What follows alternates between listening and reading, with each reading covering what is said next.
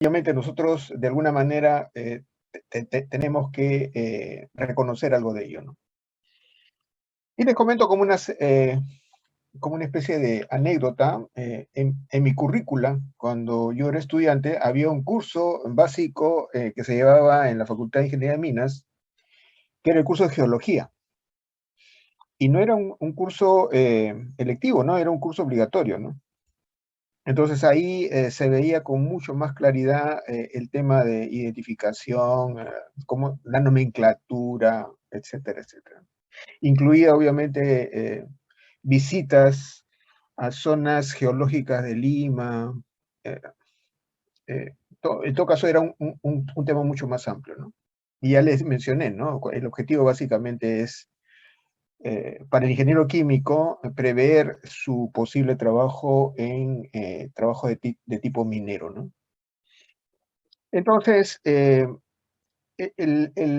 objetivo de esto es darnos pues una muestra, algo del conocimiento, eh, técnicas, ¿no? Que vamos a, o que se utiliza, mejor así, para la identificación de un material que contiene un valor económico, ¿no? Que en este caso es un mineral. Recuerden que la diferencia entre un mineral y una roca es que el mineral contiene un material valioso, ¿no? O sea, si vemos el aspecto físico entre una roca y un mineral, son muy similares. La diferencia es básicamente el contenido, ¿no? Y también quisiera comentarles que cuando este laboratorio se hace en forma presencial, eh, la semana pasada, ¿no? Yo, en una introducción, obviamente, un curso presencial como este, se solicita a los alumnos que vayan a la Facultad de Ingeniería de Minas y soliciten donaciones de muestra de minerales, ¿no?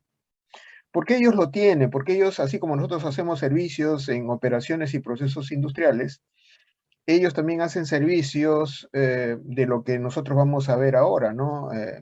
Algunos aspectos como World Index, molienda, clasificación, eso son, forma parte de un laboratorio minero, ¿no? Entonces, a ellos les llegan muchas solicitudes de servicio, inclusive, no sé si sabrán, soy jefe de laboratorio del 23, me llegan muchas solicitudes para hacer concentrado de minerales, hacer clasificación, hallar parámetros de molienda como el World Index, ¿no? Y obviamente yo los derivo, ellos tienen un laboratorio para ello, ¿no? Y supongo que debe ser un laboratorio acreditado, ¿no? Por eso es que de alguna manera ellos tienen, en todo caso, acogida, ¿no? Entonces, eh, una vez que ustedes visitan, que normalmente siempre es, no hay inconveniente para ello, siempre les pido que soliciten por lo menos unos 5 kilos de muestra, ¿no? Entonces, con ese material ustedes vienen a esta sesión y completan la información que vamos a compartir ahora, ¿no? Con el material que supuestamente tienen, ¿no? Entonces, y si, en todo caso, si no desean ir pues, a la Facultad de Ingeniería de Minas, pueden ir a cualquier tipo de fuente para ello, ¿no? Inclusive la Universidad de San Marcos y el Norte Chico, sin ir muy lejos, la zona de Caraballo tiene zonas de manejo de minerales igual, porque hay empresas que se dedican al servicio de hacer concentración, en pequeñas cantidades, obviamente, ¿no? Como es el caso de mucha minería, ¿no? Recuerdo muchos, no necesariamente visitas, muchas solicitudes de servicio profesional mía, me han hecho visitar zonas donde tenemos todo un acantilado o tenemos un conjunto de cerros rocosos, obviamente, y huecos horadados, ¿no? Y las personas que obviamente me han llevado a hacer el servicio me indican que esa es zona minera informal, ¿no? Entonces la gente simplemente elige un lugar, me imagino, de forma apropiada, y saca sus minerales por sacos. Imagínense lo informal que es, ¿no?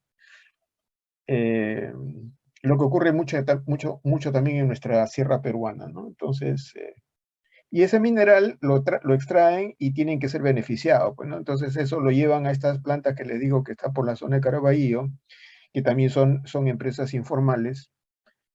Y ha estado, les cuento esto porque han estado en los noticieros, en reportajes, muchas veces en algunos canales, de cómo se trabaja en forma informal y la explotación de niños, ¿no? Pero bueno, entonces una vez que tiene la muestra, como dije hace un rato, una vez que se imparte la información mínima, como les dije, porque yo lo que voy a hacer, poner ahora es mucha información en relación a lo que se hace a nivel de laboratorio, información mínima, y ustedes se encargan de llegar a hacer la identificación adecuada. Muy bien. Ahora, recuerden que estamos en la introducción, ¿ah? Recuerden entonces ahora que lo que vamos a ver como formas de identificación van a ser a partir de algunas propiedades. ¿Qué es lo estándar, ¿no? Que es más o menos lo que yo encontré cuando asumí la, este tema de los laboratorios de operaciones, que es lo que vamos a de todas maneras compartir a través de estas diapositivas que ustedes están viendo en este momento y que voy a comentar dentro de un rato, en relación a propiedades de tipo físico, ¿no? Propiedades, o sea, identificar el mineral de acuerdo a las propiedades físicas que se puedan establecer, ¿no? Y vamos a ver que hay alguna propiedad química que también se le llama reacción al ácido, ¿no? Que es una de las, digamos, formas de identificación, ¿no? Entonces, lo que vamos a mostrar es lo siguiente, ¿no? O lo vamos a resaltar lo siguiente, el siguiente comentario, ¿no? Que la identificación a través de propiedades físicas, principalmente a través de un mineral, solamente serán válidos y serán posibles siempre y cuando el material que se está identificando se encuentra en una cantidad apropiada para poder identificarlo a través de sus propiedades. Y cuando digo que esté en la cantidad apropiada, me refiero a lo siguiente. Obviamente eso no lo dice la información que vamos a compartir, pero quiero hacer hincapié sobre esta limitación, ¿no? Y es la siguiente, ¿no? Que, como dije hace un rato, haya la cantidad apropiada. ¿Qué significa esto de la cantidad apropiada? A ver, supongamos que tenemos un mineral X, ¿no es cierto?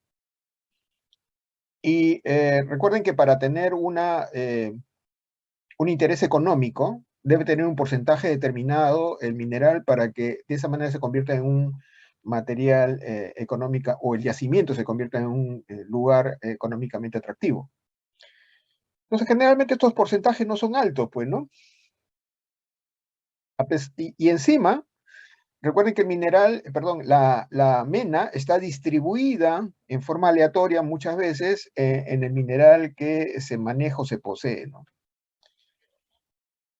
Y por lo tanto, pues si hablamos de un mineral, pues imagínense de 2 pulgadas aproximadamente de tamaño representativo, no, aproximadamente 2 pulgadas, no necesariamente estoy hablando de un material esférico, aproximadamente 2 pulgadas. Y eso, el 20% en el caso donde las cantidades son muy grandes, como el caso del fierro, por ejemplo, que debe tener cantidades muy grandes de este material económicamente activo, o la mena,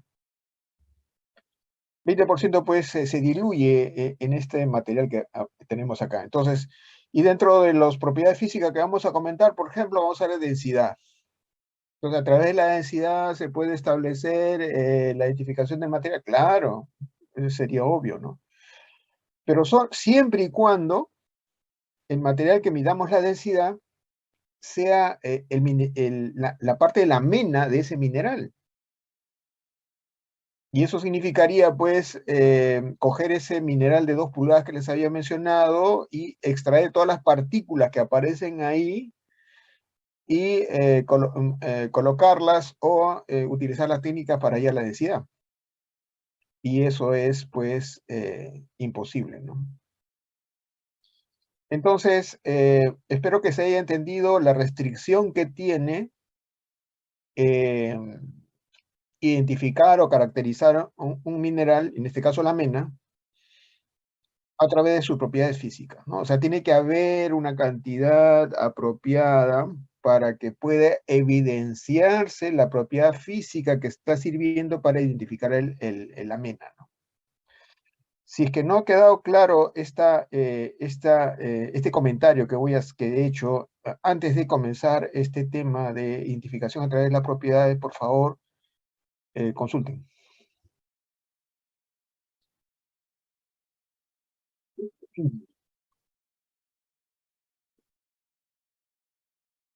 Hagan su consulta si es que no se ha entendido esta introducción que acabo de hacer sobre la limitación que tiene el uso de las propiedades para la identificación del mineral, ¿no?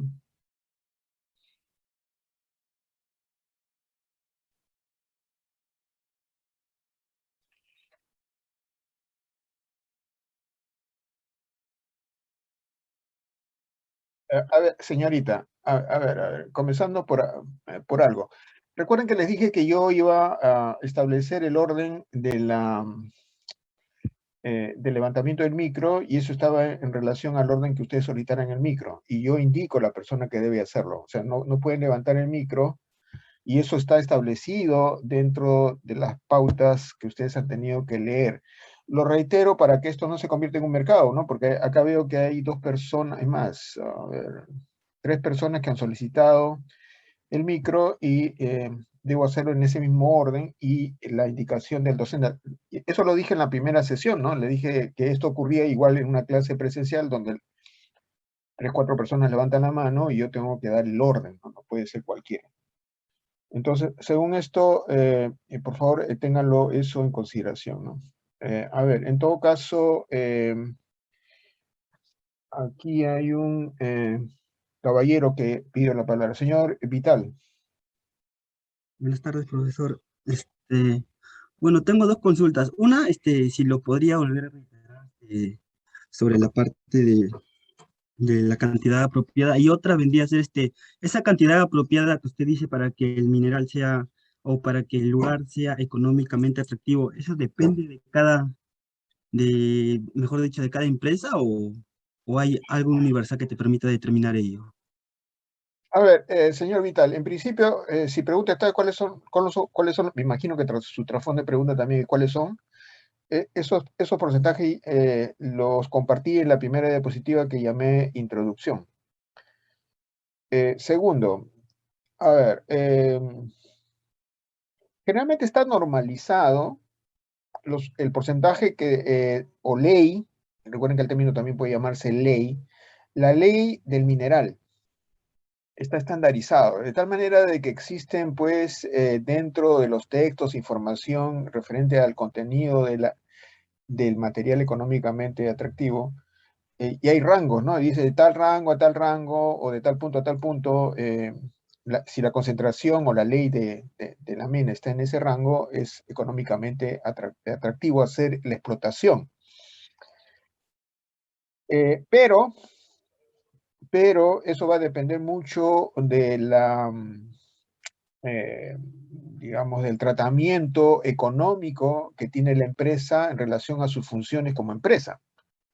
Porque hay empresas que cargan mucho pasivo dentro de sus costos y hay empresas que son muy eficientes en sus costos, ¿no? Pero obviamente aquella empresa que tiene, digamos, costos operativos demasiado altos, eso va en desmedro de la eficiencia de la empresa.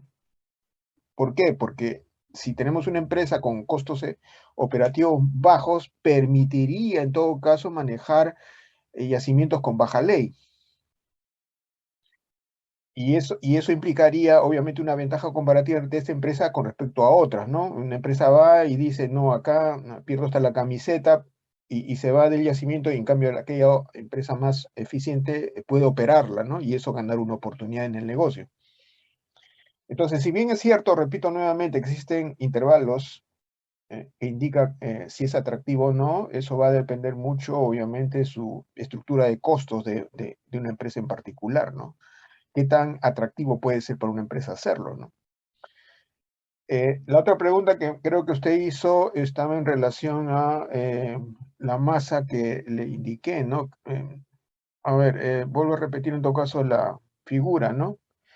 Indicaba de que la identificación de un mineral a partir de propiedades físicas requiere, en muchos casos, una masa representativa de la mena, no del mineral, de la mena, para poder identificarlo de acuerdo a la propiedad que se desea, ¿no? Obviamente existen propiedades que vamos a ver, por ejemplo, la luminosidad que puede ser hecha pues a través de una partícula muy pequeña, ¿no? El color, por ejemplo, también es de una partícula muy pequeña, no se necesita pues saber una masa muy grande. Pero luego ustedes van a establecer también de que la identificación es una suma de una serie de propiedades que se identifican, ¿no? No es que una propiedad me dice ya es suficiente para poder identificarlo en su totalidad. Entonces, por lo tanto, si bien es cierto, pueden algunas propiedades identificarse con poca masa, hay muchas otras propiedades que necesitan mucha masa y por lo tanto se haría imposible hacerlo a través de las propiedades físicas. A eso iba cuando les dije también al inicio de que yo encontré este tema de la caracterización de minerales solamente a través de las propiedades físicas. Entonces, con tremenda restricción, pues dije, obviamente que esto no podía ser, ¿no? Porque de alguna manera la minería tendría que haber solucionaría su problema y eso obviamente lo hace a través de otras formas instrumentales. Entonces, por lo tanto, este laboratorio va a tener dos partes. Una primera parte en relación a las propiedades físicas, ¿no? Sería el estándar, ¿no? En relación a la identificación. Y vamos a ver la otra parte, cómo se identifica en la vida real, ¿no? Un material a través de instrumentación, ¿no? Que obviamente esta instrumentación está a cargo generalmente de la empresa si es que ella tiene pues una magnitud bastante grande y si no la tiene pues puede solicitar servicio.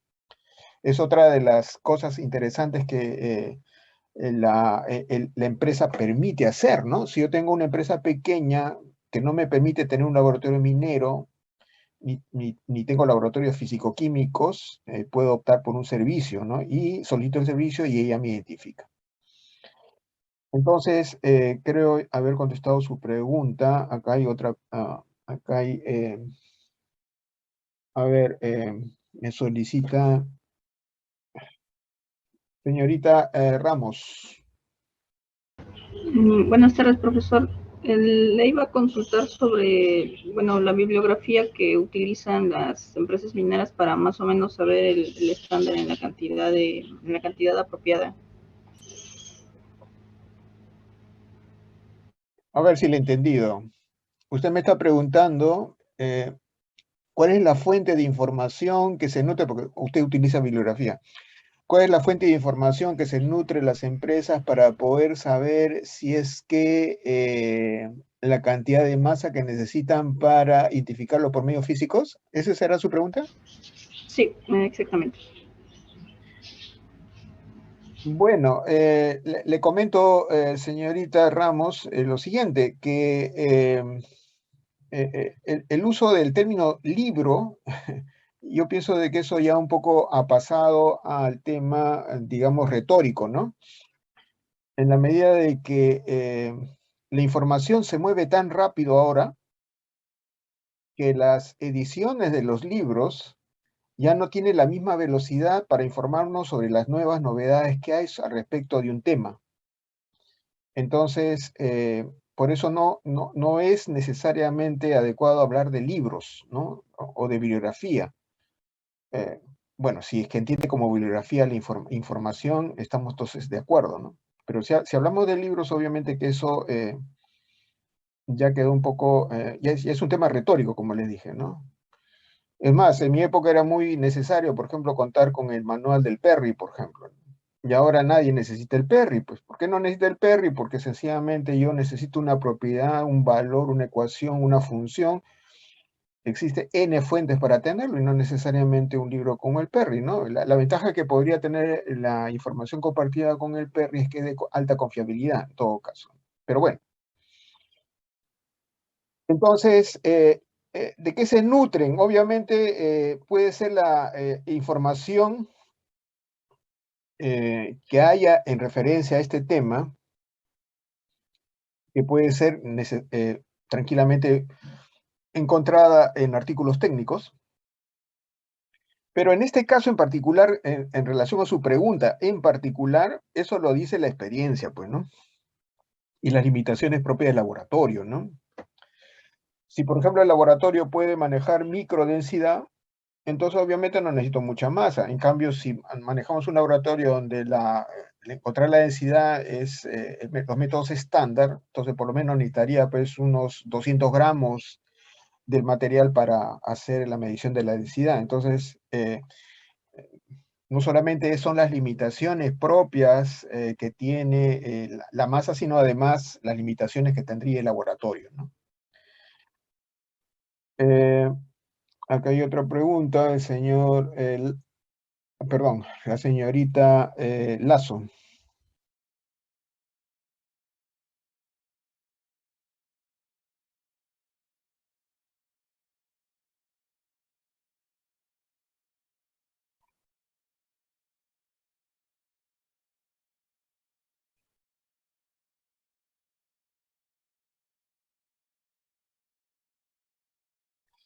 A ver, la cantidad necesaria para un análisis a través de propiedades, como dije hace un rato, lo va a definir las limitaciones que tenga el laboratorio donde se va a hacer la medición. Cuando hablamos de propiedades físicas, ¿no? Todavía no hablamos de la otra parte que es la identificación o caracterización de mineral a través de instrumentación. Ojo, ¿eh? La limitación que acabo de mencionar es, repito, en relación a las propiedades físicas que voy a compartir. En el caso de hacer ensayos a través de instrumentación, obviamente se mejora mucho digamos, el reto, ¿no? Se mejora mucho el reto porque se necesitan cantidades muy, muy pequeñas, ¿no? Posiblemente hasta gramos. Es más, hay toda una técnica para poder hacer la identificación. O sea, densidad ya no hay necesidad de hacer, por ejemplo, a través de los métodos instrumentales, porque ya identificándolo de qué material se trata, se establece el sistema cristalino y a través de identificación del material tal cual, ya se sabe cuál es su densidad. Entonces, quiero que quede claro, parece que no, bueno, supongo que ha quedado claro, pero de todas maneras lo repito, este laboratorio tiene dos partes, ¿no? La primera parte que voy a comenzar ahora, que está en relación a la identificación del material a través de propiedades físicas y métodos para hallar a través de estas propiedades físicas métodos estándares, ¿no? Y hay otras partes, y que para ello se necesita, tiene muchas limitaciones porque necesita mucha masa de la mina para que sea incluida en estos métodos estándares. Pero a su vez voy a mostrar otra parte, es la caracterización del material a través de métodos instrumentales, ¿no? Y ahí obviamente se le va a abrir los ojos de una manera diferente, ¿no? Preguntas.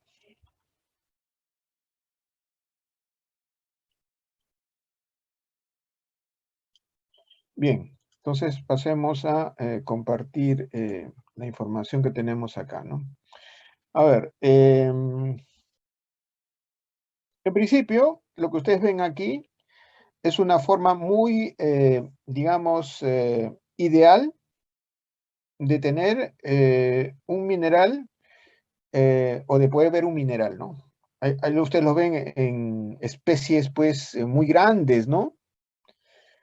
La calcosita, por ejemplo, que es lo que ustedes ven en el extremo derecho, y espero que estén siguiendo mi puntero, que es el sulfuro de cobre, nunca vamos a tener pues una especie de calcosita de este tamaño, como ustedes van a ver posteriormente en los análisis instrumentales, se presentan generalmente en tamaño de micras, ¿no? Metidas dentro de una masa de ganga. Pero obviamente esto se puede cultivar. Lo que ustedes ven aquí básicamente es un cultivo, por eso es que se puede mostrar de esa manera, o excepcionalmente obviamente se puede encontrar en algunos yacimientos, ¿no? Entonces lo que hacemos es mostrar acá un poco los aspectos físicos que puede tener algunos materiales, en este caso, la parte de la mina, ¿no? Del mineral, ¿no? Dentro de los minerales existen una división muy grande, ¿no? Los minerales metálicos y los minerales no metálicos. Bueno, no sé si eso será nuevo para ustedes. La minería, por eso se habla de minería metálica y minería no metálica. Y cuando hablamos de minería no metálica, para nosotros los químicos eso nos suena medio raro, porque nosotros lo asociamos a lo que llamamos no metales, y nadie va a pensar, pues, de encontrar, no sé, pues, yacimientos de flúor, yacimientos de yodo, ¿no? Porque para nosotros los químicos eso es un no metal, ¿no? El concepto de no metal para la minería lo asume de forma diferente, ¿no? Pero comenzamos con ¿qué significa un mineral metálico? Un mineral metálico se entiende para la minería aquellos materiales que contienen elementos metálicos, entre comillas, estándares. ¿Qué significa? No transparentes, brillo, eh, que tengan alta densidad. Entonces, para la minería, un material que tiene esas características, obviamente le conoce como minerales metálicos. Obviamente están asociados a los metales más representativos, ¿no? Hierro, cobre, zinc, cadmio, etcétera, etcétera, ¿no?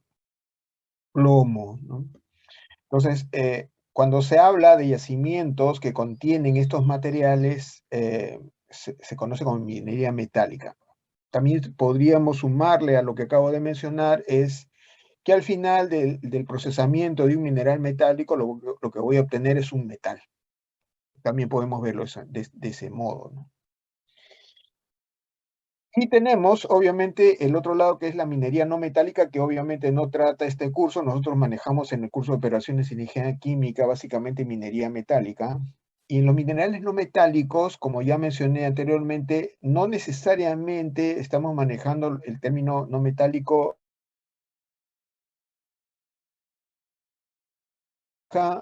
materiales que obviamente no tienen brillo, no son opacos, eh, generalmente no tienen mucha cristalinidad, generalmente no significa que no lo sean, porque ustedes están viendo en ese momento un material muy cristalino, por eso digo, no necesariamente general este tema, y por lo tanto, se entiende de esa... y que al final del procesamiento, no, obviamente no consiguen un metal, pues, ¿no? Es más, recuerden que ustedes, les comenté en la primera sesión, que para tener o producir un metal, básicamente pasa por dos grandes rubros, ¿no? Que es la minería y la metalurgia. En el caso de la minería no metálica, el negocio termina en la minería como tal, porque el uso del producto termina en la comminución del material no metálico. ¿De qué estoy hablando? Del yeso, por ejemplo, ¿no? El sulfato de calcio, por ejemplo, se entiende que está involucrada en la minería no metálica, ¿no? Y estamos hablando del sulfato de calcio. Usted, profesor, ¿pero qué le llaman no metálico? Porque tiene calcio y el calcio es metal. Claro, para nosotros los químicos, calcio es metal, pero dentro del concepto minero, el manejo de un material no metálico no me va a producir necesariamente un metal, ¿no? Y como creo que ya mencioné, la industria de los minerales no metálicos terminan en la comminución únicamente, ¿no? Ahí no concentran, ni siquiera concentran, simplemente hacen la comminución, ¿no? Tenemos el talco, tenemos la cal, ¿no? Como material, la tiza, estamos hablando de carbonato de calcio mezclado con carbonato de magnesio. Los materiales que acabo de mencionar forman parte de la llamada minería no metálica, ¿no? Recuerden ustedes que pueden interrumpir la exposición simplemente colocando la palabra chat. Quizás no les dé inmediatamente la palabra, pero ya queda que en cualquier momento que haga un blanco, ¿no? Les dé la palabra, ¿no? Así que en cualquier momento no esperen que yo diga, señores, preguntas, ¿no? Así que, por favor, recuerden eso, ¿no? Y además, siempre lo digo con el fin de que, de alguna manera, incentivar a las consultas, a la intervención, es que ustedes están sujetos a un puntaje por participación.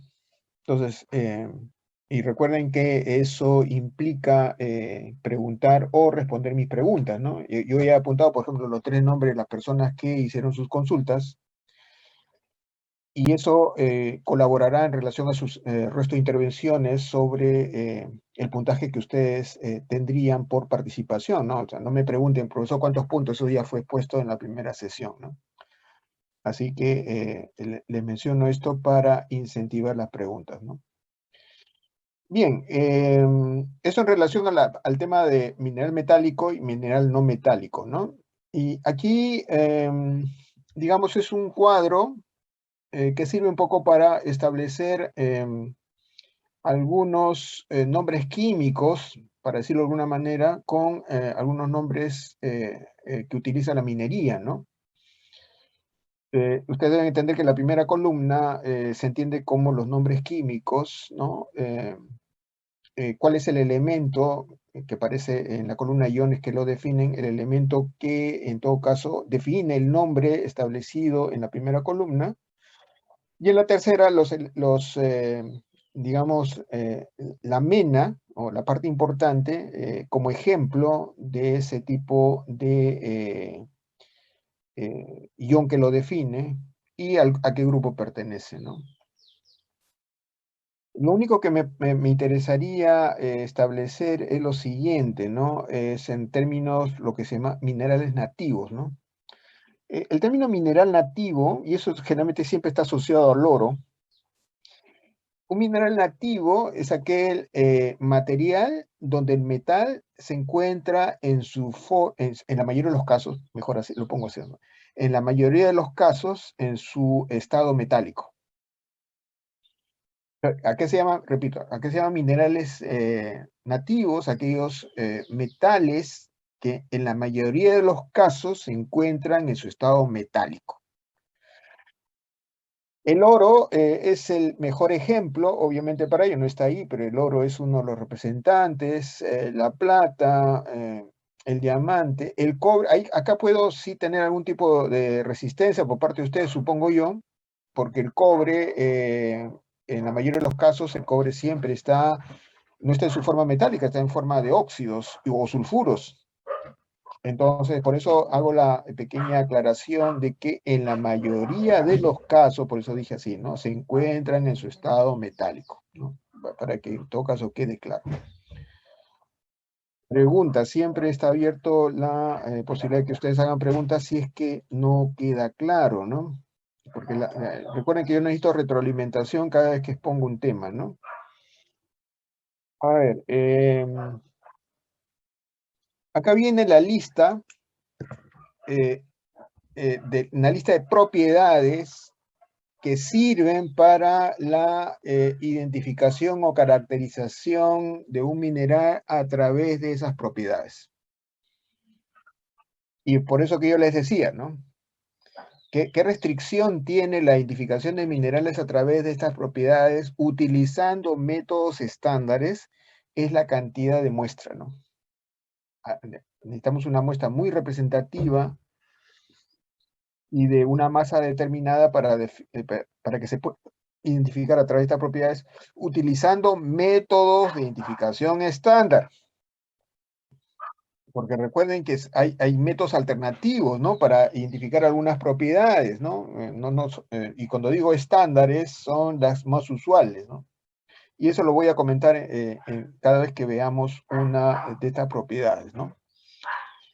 Entonces, y otro detalle más, y esto por favor que quede claro, porque hasta cuando hacen la exposición de este tema, siguen pensando lo siguiente, ¿no? Ustedes dicen, el mineral tal se identifica con este nombre debido a que tiene tal densidad, ¿no? Entonces yo les hago la aclaración en el momento que exponen, a pesar que ya lo voy a mencionar ahora, les digo, señores, y es lo que estoy diciéndole a ustedes, señores, por favor, entiendan de que si se desea hacer una identificación a través de estas propiedades, una propiedad no es suficiente para poder decir, para poder identificarlo, no, no es posible, es una suma de propiedades.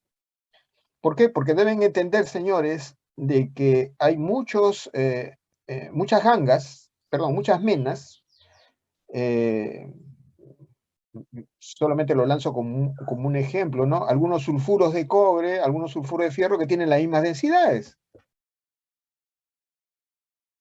Entonces, por lo tanto, de repente, y estoy hablando en borrador, un sulfuro de cobre, ¿no? Que sería la calcosita, con el sulfuro de fierro, que es la pirita, tienen densidades iguales. Entonces, por lo tanto, la densidad no sirve para identificarlo, porque una misma densidad puede estar identificando dos tipos de mena. Por eso es que les menciono de que es la otra restricción que tiene estos métodos de propiedades a través de métodos estándares, es que se necesita un cúmulo, una suma de pruebas identificatorias para poder asignarle un nombre, ¿no? Entonces comenzamos haciendo la aclaración, por favor, y espero, como les dije la semana pasada, y lo hayan leído ustedes en las diapositivas que compartí, deben tener ustedes un lapicero y un papel a la mano, ¿no? ¿Por qué? Porque la memoria, señores, es frágil, ¿no? La memoria no es una herramienta que el ser humano todavía no ha llegado a capaz de controlar, ¿no? Y por lo tanto, nuestra memoria siempre es volátil.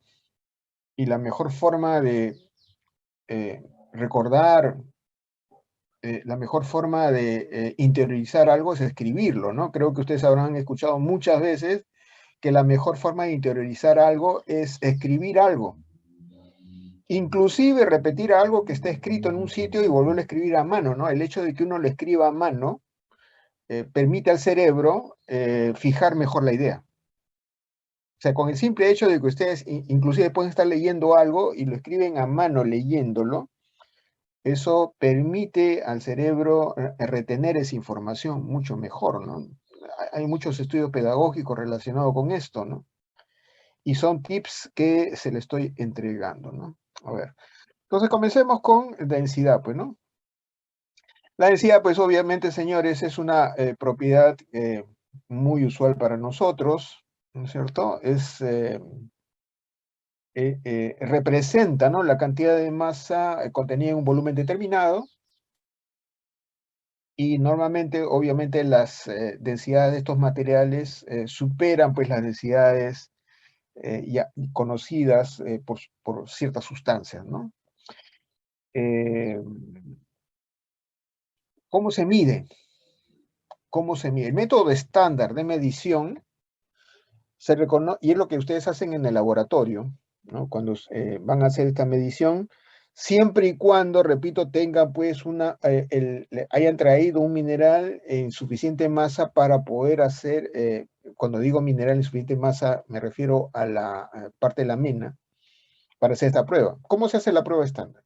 Generalmente se toma una probeta de plástico, y le voy a sustentar por qué debe ser de plástico, de 100 centímetros cúbicos, y si alguien quiere hallar la densidad de un sólido, lo hace de la siguiente manera, ¿no? Echa una masa determinada dentro de la probeta,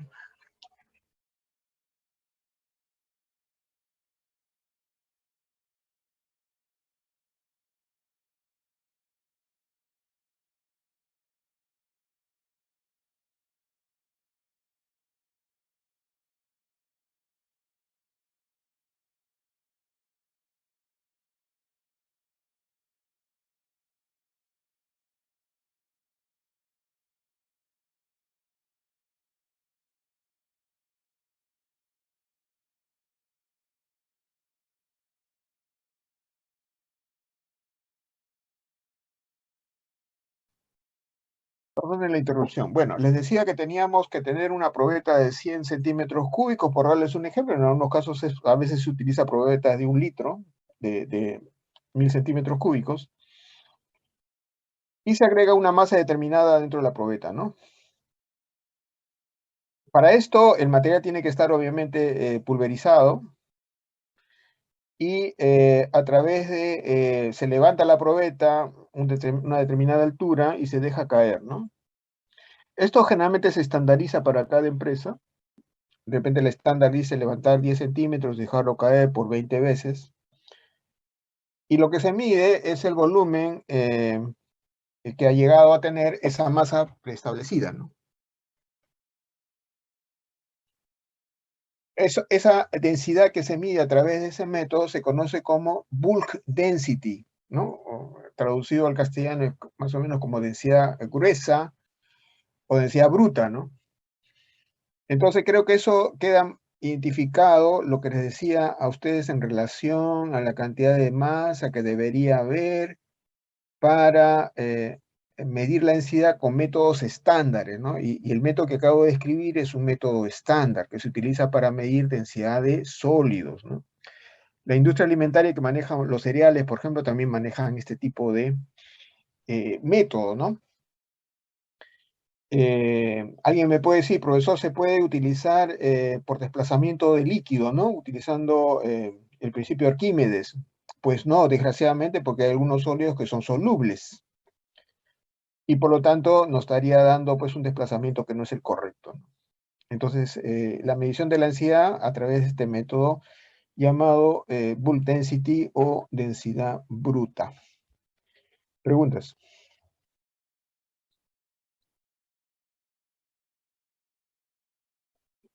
Luego tenemos dureza, y esto generalmente se confunde con tenacidad, ¿no? La mayoría de las personas, y espero que ustedes no lo hagan, lo confunden con tenacidad. Decimos que un material resiste un golpe porque es duro, ¿no? Y obviamente el término no es el correcto. Si un material resiste un golpe significa que es tenaz, no es duro. La dureza representa su oposición a ser rayado.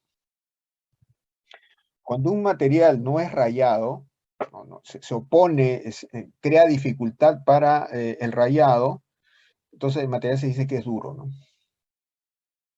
Y para esto, obviamente, existen, creo que de sus conocimientos básicos de química, existe una escala llamada escala de Mohs, donde se le asigna un valor de dureza a un material, ¿no?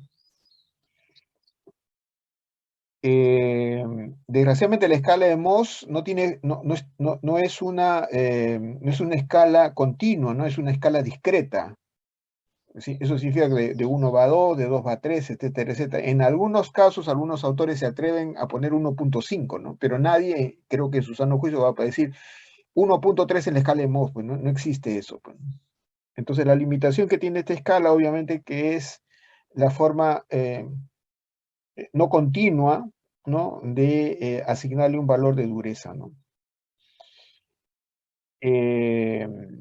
Obviamente contra ello existen escalas más cuantitativas, menos restrictivas, que ustedes ven aquí, que está en la tercera viñeta, que es la escala de Vickers y la escala de Rockwells, ¿no? El Vickers se utiliza mucho más, es mucho más utilizado a nivel industrial, pero inclusive pueden haber otro tipo de escalas relacionadas con dureza que no está aquí indicado en esta pequeña diapositiva, ¿no? Entonces, en referencia a lo que estamos hablando sobre dureza, acá tienen digamos, los materiales que representan en la escala de Mohs cada valor de esta escala, ¿no? Generalmente lo más conocido es que el 1 en esta escala está representado por el material más blando, que es el talco, y el valor de 10, obviamente el material más duro, que en este caso es el diamante, ¿no?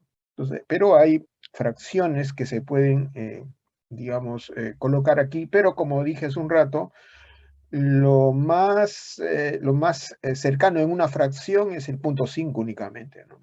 Obviamente por las restricciones que hay para hacer esta identificación casi cualitativa, ¿no? No es una identificación necesariamente cuantitativa, ¿no? En cambio, las dos escalas anteriores, La Vickers y la Rockwell son totalmente cuantitativas y son continuas, no son discretas, ¿no? Bueno, acá hay otros productos ya un poco más, digamos, de identificación y con nombres propios, ¿no? Que se asignan este valor de la escala. Y en todo caso, si se quiere utilizar identificación de tipo, digamos, cualitativo únicamente, podemos utilizar estos términos, ¿no?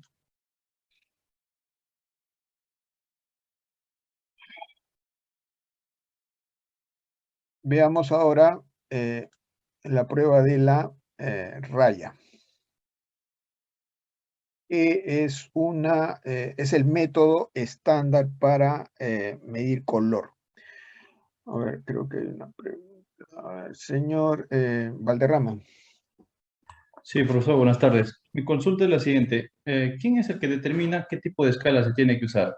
¿El investigador el que va a realizar el análisis o tal vez la empresa ya impone una norma o la escala que se tiene que seguir? A ver, la respuesta más sencilla a su pregunta es si el trabajo es individual, es privado, puede usar cualquier escala, pues, ¿no? Cada empresa, señor Valderrama, cada empresa crea sus propias normas internas, así como hay normas internacionales, normas ISO, etcétera, etcétera, cada empresa define sus propias normas, ¿no? Entonces, la empresa, y esto forma parte de la metodología del trabajo, la empresa define que todas sus mediciones de dureza lo tienen que hacer con cierta escala. Obviamente, el criterio de la elección del método de elegir la escala va a depender de qué tan, digamos, qué tan útil puede ser esa elección de esa escala. Porque si usted se encuentra en un medio, ¿no? Donde usted define, por ejemplo, su escala de Vickers como la que debe comandar digamos, la identificación o cuantificación de la dureza, y en todo el país utilizan Rockwell, obviamente que usted ha hecho una mala elección, ¿no? Entonces hay una serie de criterios que se utilizan para establecer digamos, el uso de la escala, ¿no? Entonces, en los trabajos científicos, en la medida de que sea una escala o un método ya reconocido, se puede utilizar cualquiera, ¿no? Eh, señor Vital. Profesor, bueno, si la escala de Mohs es para determinar de un mineral, también puede ser metálico, ¿cierto? No, o sea, ese no es Le mi estoy problema. escuchando, señor Vital, le estoy Ya. escuchando con algo de dificultad. Si pudiera, en todo caso, hablar más lento, porque le escucho con dificultad. Entonces, por favor. La de Mohs, para el talco, creo, y para el yeso. ¿Se han encontrado minerales metálicos que tengan más o menos esa dureza? Lo que pasa, señor Vital, es que al inicio de su pregunta no se escucha nada. Entonces, no le he escuchado lo que comenzó hablando, ¿no? Y eso me pueden dar fe el resto de sus compañeros, ¿no? No le he escuchado. ¿Puede repetirlo? Volvemos a lo mismo. Cuando usted comienza a hablar, no se escucha, y al final de su pregunta recién se escucha su pregunta, ¿no? Vuelve a intentarlo, señor Vital.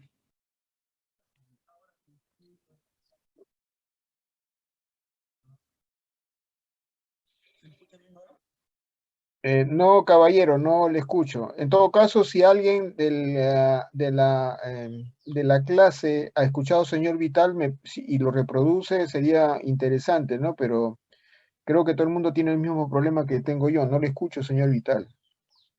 Yo le sugiero que apunte su pregunta y trate de solucionar su problema en relación al micro. Recuerden que el Zoom tiene en su configuración volumen de micro. Así que de repente su volumen está muy bajo, señor Vital, y eso hace que su reproducción no sea muy correcta, ¿no? Apunte su pregunta y en otro momento solicita la palabra y yo le doy la palabra, ¿no? Bien, la otra propiedad física que vamos a revisar es el color, ¿no? Digamos que aquí podría ser menos restrictivo el término de, o la necesidad de tener una masa representativa grande para poder identificar el color, ¿no? Podría en todo caso, ¿no? Es muy usual, por ejemplo, a un geólogo cuando le envían a hacer muestreo de una zona, ellos llevan una especie de monóculo, que básicamente es una lente de aumento, ¿no? Que se colocan en la vista y acercan digamos, el material que van a observar y ahí pueden hacerlo en medida cuál es el color que estaría representando el material, ¿no? Entonces, por eso decía que de repente acá es un poco menos restrictivo, ¿no? Si usamos este monóculo con aumento, ¿no? Pero lo que vamos a ver como método, por ejemplo, de hallar el color a través del método de la raya, acá sí se necesita que el material tenga una cantidad necesaria para ser identificado, ¿no? Aquí el color tiene una serie de problemas que no es tan sencillo como verde, verde claro, amarillo, rojo, como ustedes van a ver ahora cuando vamos a comentar el tema. Tiene ciertas dificultades porque hay variaciones de tonalidades. Pero ya de por sí, digamos, hay algunos colores que identifican, por ejemplo, a ciertos metales, ¿no? Generalmente el cobre está asociado al color verde. Pues, ese es lo más representativo que hay, ¿no? Y a diferencia, por ejemplo, que la tonalidad gris generalmente está asociado al plomo, está asociado al zinc, ¿no? Las tonalidades rojas están asociadas a fierro, pues, ¿no? Entonces, digamos, si cogemos esto, podría de alguna manera servir para orientar de qué tipo de material se esté manejando, ¿no? Así que la raya se convierte en el método estándar para identificar el color. A ver, acá me hacen una pregunta. El señor Calixtro. Sí, profesor, justamente leyendo la guía con lo que respecta al color, decía que hay algunos minerales que pueden presentar algunos fenómenos como irisaciones y opalescencias. Esos efectos ópticos, ¿hay un equipo con el cual nosotros podamos quitarnos esa duda de esos reflejos que hay en la superficie del mineral? ¿O tenemos que recurrir al método de la raya, como usted está mencionando ahí? A ver, por eso quiero que quede claro lo que dije al principio, y espero que me haya escuchado, señor Calixtro, es lo siguiente, ¿no? Que lo que estoy exponiendo en este momento son los métodos estándares con muchas restricciones. ¿Y por qué lo menciono? Porque de alguna manera eso, si no lo hago, estaría obviando los métodos estándares, ¿no? Y a pesar que puede tener muchas restricciones, se hace necesario siempre el conocimiento del método estándar, ¿no? Por eso es que lo hago. Y en relación a su pregunta, en términos particulares, los métodos instrumentales, obviamente eso lo descarta totalmente porque el propio método, que es básicamente métodos ópticos, elimina cualquier tipo de distorsión que pueda tener el material cuando va a ser calificado con un color, ¿no?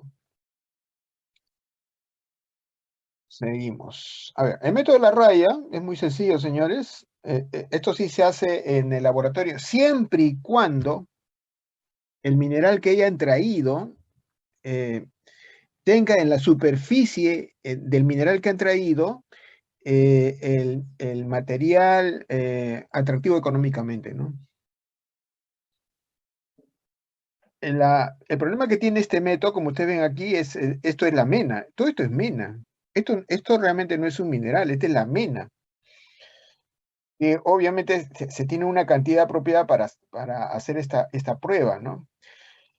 Y consiste, como ustedes ven, en una superficie áspera de fondo blanco, y en la universidad lo que se hace es se utiliza una mayólica por el lado inverso, ¿no? Cualquier mayólica sirve, ¿no? Se le da la vuelta a la mayólica y el extremo anverso o inverso de la mayólica es áspero y de color blanco. Entonces, lo que se hace es utilizando, repito, esto es válido siempre y cuando el mineral que hayan traído, ¿no? El material que se va a reconocer está en la superficie del mineral, pero lo que se hace es simplemente se soba, se pasa o se pasa sobre la superficie esta mayólica en blanco, puesta en su forma anversa, y el rastro del color que deja el material en la mayólica anversa, por su lado inverso, el color que deja es el que identifica o identificaría a la parte de la mena, ¿no? ¿Por qué se utiliza la raya? ¿Por qué? Muchas veces los minerales, estamos hablando de metálicos, los minerales metálicos tienen sistemas cristalinos, algunos transparentes, ¿no? Donde el color no está muy bien definido, ¿no? Espero que me entienda cuando digo sistemas cristalinos transparentes. Entonces, y como son sistemas cristalinos, cuando la luz incide sobre estos cristales, el color no está definido claramente, ¿no? Porque todo va a depender del ángulo de la luz donde incida, ¿no? Que es uno de los problemas que tiene la identificación por color, ¿no?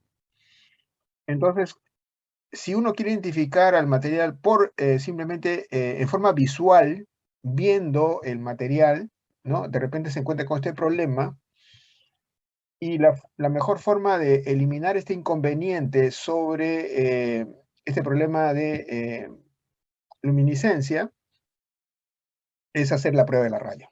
O sea, la prueba de la raya lo que hace es identifica el color sin necesidad de que haya, pues, dudas, ¿no? Al respecto de que si el color que vi, la luz que observé es el que más lo representa o no. De la raya lo define, ¿no? Por eso es que se hace a través de este método, ¿no? Como ustedes pueden ver aquí, por ejemplo, me parece que este es también bastante representativo. Acá tenemos una mena, ¿no? En este caso sulfuro de mercurio, donde vemos que la piedra es gris, pero ha dado un color diferente. Entonces, de esa manera podemos identificar el color, digamos, en forma más confiable, ¿no? Que simplemente mirar el material que se va a hacer la medición, ¿no?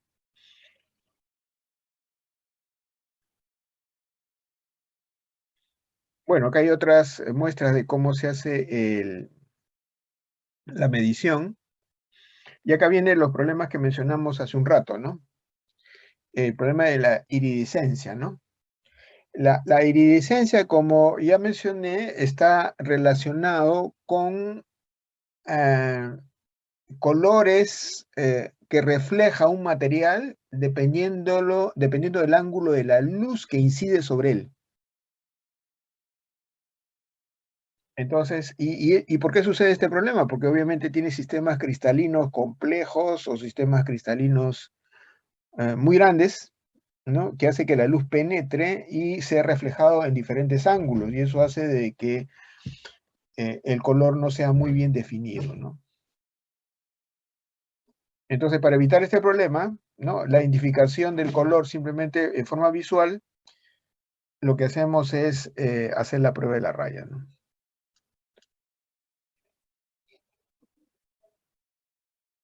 Acá hay otro ejemplo, por ejemplo, acá se puede ver la iridiscencia que tiene esta zona. No se puede calificar con un color a este material porque se muestra iridiscencia, ¿no? A ver, acá hay dos preguntas. Señor Peña. Buenas tardes, profesor. Mencionó que se utilizaría la raya siempre y cuando se tenga en la superficie el material atractivo económicamente. Si no fuese así, se tendría que seguir identificando qué tipo de material es con respecto a los demás puntos que faltaría color, con la dureza. ¿Sería así, profesor? Eso también, su sugerencia ante una imposibilidad de hacerlo a través del color es válido, ¿no? Siempre y cuando, digamos, haya restricciones propias del lugar donde está haciéndolo, es válido, ¿no? Pero el problema está en que si esa restricción que tiene en la identificación por color también se repite para otros ensayos, que es lo más probable, entonces los métodos estándares no servirían mucho, ¿no? Tendrían que irse de todas maneras a los métodos instrumentales, ¿no? Que en todo caso esa sería la recomendación. A ver, señor Rehuanca. Sí, Perdón, buenas tardes, profesor. perdón, disculpe por su apellido, es Jaua, ¿no? Sí, profesor. Ah, Choquejawa, sí, sí, le escucho. sí, profesor, una consulta. De las propiedades anteriores que usted ha mencionado, ¿sería dable decir, identificar ya exactamente un mineral o debería, ¿cómo se llama? Las propiedades siguientes que vienen para poder ser identificado el mineral? A ver, caballero, creo que, bueno, de todas maneras lo repito, pues no hay otra, pues, ¿no? Eso lo vengo indicando desde el comienzo, que una prueba de los métodos que se utilizan para identificación a través de las propiedades no es suficiente para asignarle un nombre, ¿no? Decirle que es el mineral tal, ¿no? No es posible, ¿no? Por más que lo identifique al 100%, como es el caso, por ejemplo, de la densidad. Usted puede coger un material y decir, ya acabo de hallar su densidad con la exactitud de un decimal, ¿no? Entonces, como lo encontré con esa exactitud, entonces busco en las tablas qué mineral tiene esta densidad y de esa manera le digo, este mineral es tal, ¿no? O este material es tal. Pero no es así, pues, ¿no? Porque hay muchos materiales, minerales que tienen las mismas densidades y eso obviamente tergiversa todo lo que puede usted estar pensando, ¿no? Entonces, el color o cualquiera de ellas tiene que ser sumados, siempre y cuando, repito, el método estándar, no instrumental, esté utilizando, ¿no? Cuando veamos los métodos instrumentales que voy a presentar posteriormente, bueno, yo no lo voy a hacer, lo va a hacer un video y espero que lo hayan visto. Hay un video colgado, me parece muy interesante ese video. La identificación es indubitable, ¿no? Y el objetivo ya no solamente es la identificación, o sea, lo importante que tienen los métodos instrumentales es que ya no solamente colabora en la identificación, porque ese es el problema minúsculo, ¿no? Cuando se utilizan métodos instrumentales, identificar cae por su propio peso, ¿no? Y los métodos instrumentales sirven para otras cosas más, digamos, no digamos más importantes, pero sí de mucha mayor utilidad, ¿no?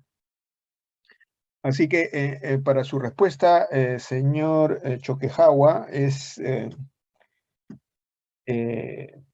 necesario hacer más ensayos, ¿no?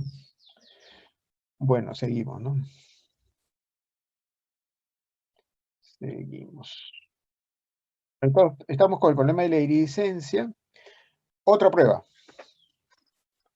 ¿no? Esta prueba se conoce como, bueno, básicamente se le conoce como la prueba de la fractura, ¿no? Por eso es que hay tres términos que se asocian. El clivaje, clivar, es un sinónimo de fractura. La exfoliación, de repente no lo es, pero al fin y al cabo también es una fractura, como vamos a identificarlo, ¿no? Si conocen estos términos, sin necesidad, obviamente, de asociarlo al término minero, sabrán que son muy parecidos, ¿no? ¿Cuál es el objeto? ¿Cuál es el objeto de hacer, digamos, el método de la fractura? Es encontrar el sistema cristalino. A ver, lo que ustedes ven aquí, y como ustedes pueden observar, por ejemplo, para hacer este ensayo, lo que ustedes están viendo no es un mineral, sino es básicamente la mena, pues, ¿no? O sea, es la mena pura. Entonces, si tuviésemos nosotros, por ejemplo, un mineral que tiene pues un 2 o 3% de mena, imagínense, y encontrar, ¿no? Dónde se encuentra ese 2 o 3% de mena dentro del mineral y hacer este ensayo es imposible, pues, ¿no?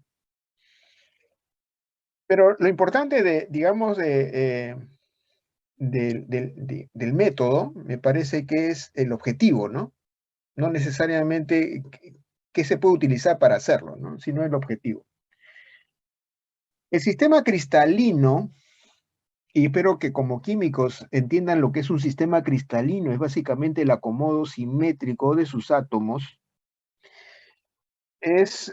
no necesariamente es una huella digital, ¿no? La forma como se acomodan sus átomos, pero sí de alguna manera pueden ayudar a su identificación porque existen muchos componentes de MENA que tienen los mismos sistemas cristalinos, que sus átomos se acomodan en un patrón determinado, ¿no? Entonces, por lo tanto, el sistema cristalino tampoco me ayudaría por sí solo a darle un nombre, ¿no? Pero el sistema cristalino nos ayuda, ¿no?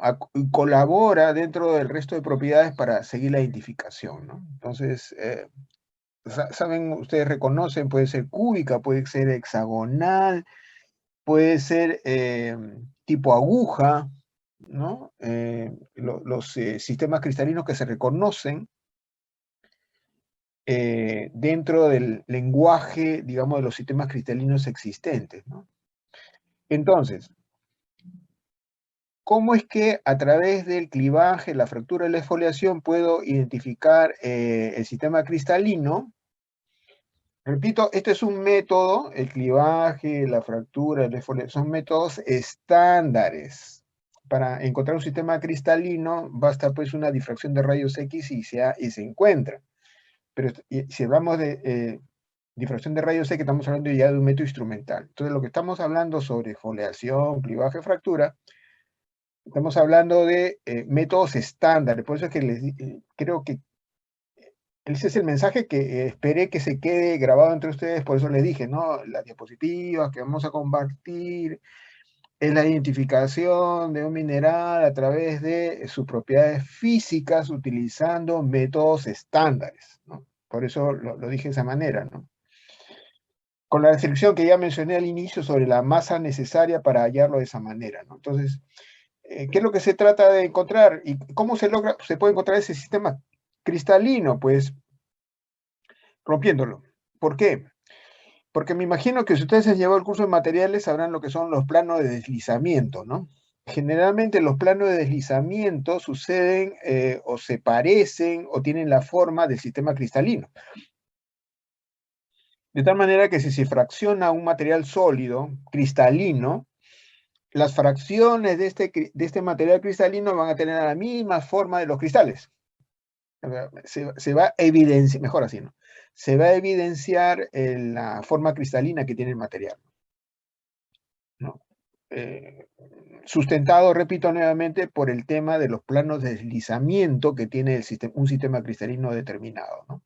Entonces, eso es lo que justifica que en el momento en que uno rompe, fracciona, fractura, entonces se va a mover, se va a desplazar el sistema cristalino de acuerdo a estos planos de deslizamiento, lo que va a ocasionar que se va a evidenciar a través del resto, ¿no? De los trozos que quedan luego de la fractura, los sistemas cristalinos que representarían el material, ¿no?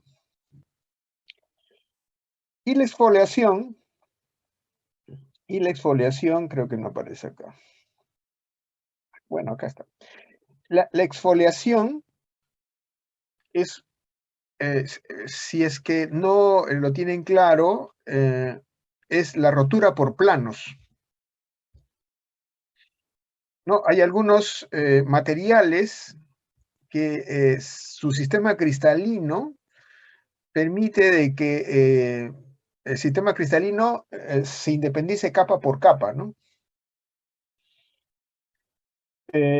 Si todavía no lo visualizan, imagínense ustedes un 1000 hojas, ¿no? Este pastel llamado 1000 hojas, ¿no? Donde ven que hay capas por capas, ¿no? Entonces, la exfoliación lo que permite, a través obviamente también de un golpe, es evidenciar si es que el desplazamiento es a través de capas, ¿no? Si es que el material que estamos rompiendo se desplaza por capas, entonces, si eso sucede, lo que diremos es, estamos exfoliando.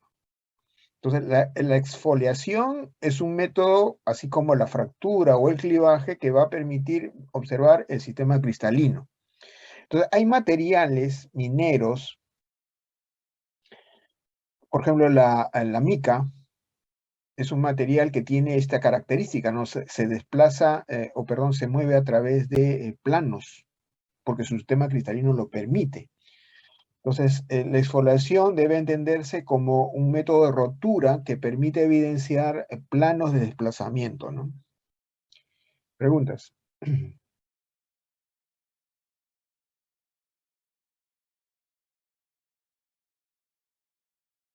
Las preguntas, cuando yo digo preguntas, no necesariamente es que ustedes quieran averiguar más sobre el tema que se está desarrollando, sino quién sabe, necesitan ampliación, no quedó claro, y lo que pueden hacer es decir, profesor, no me quedó claro, necesito un ejemplo adicional, y no necesariamente su intervención esté relacionada necesariamente con preguntas, por si acaso, ¿no?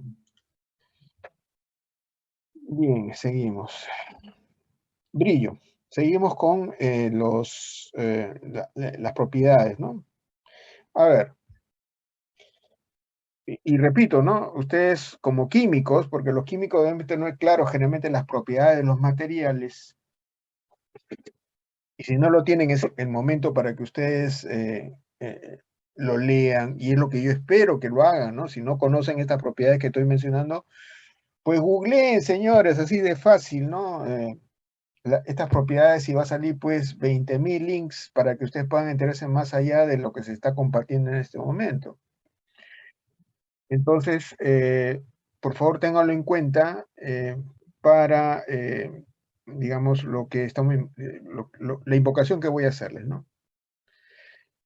A ver, cuando decimos que una superficie o un material brilla, es porque todos los ángulos de la luz incidente tienen el mismo ángulo de reflexión. O sea, la luz incide y toda la luz reflejada tiene el mismo ángulo. Entonces, cuando eso sucede, decimos que brilla. Cuando la luz que incide produce diferentes ángulos de la luz que se refleja, entonces decimos que la superficie es opaca. Y por lo tanto, va a depender mucho del estado superficial del material. Y eso creo que ustedes lo saben por experiencia, una superficie brillosa, una de las condiciones que debe, para evidenciar el brillo, es que la superficie sea totalmente lisa, ¿no? Pero hay materiales que a pesar de estar muy lisos, muy homogéneos en su superficie, no brillan. Entonces, el brillo, ¿no? Desgraciadamente acá no hay intensidad de brillo, solamente identificamos si brilla o no brilla, ¿no? Sirve también para su identificación, ¿no? A pesar de ello, ¿no? Lo llamado los minerales no metálicos también se le puede asignar un brillo no metálico, ¿no? Y generalmente el llamado brillo no metálico está asociado pues a superficies opacas, ¿no? O superficies mates, ¿no? Porque lo contrario a brillo es mate, ¿no? Entonces, porque alguien puede decir, ¿por qué se le puede asignar la propiedad de brillo a los no metálicos? Bueno, todos los no metálicos no tienen brillo, pues, ¿no? Por las propias características, porque no tienen sistemas cristalinos tan definidos como si pues un sistema cristalino de un metal, ¿no? O en todo caso de un material que es metálico, ¿no? En este caso, por ejemplo, tenemos el cuarzo, se entiende que es un material no metálico, ¿no? El brillo que pueda tener, que puede representar.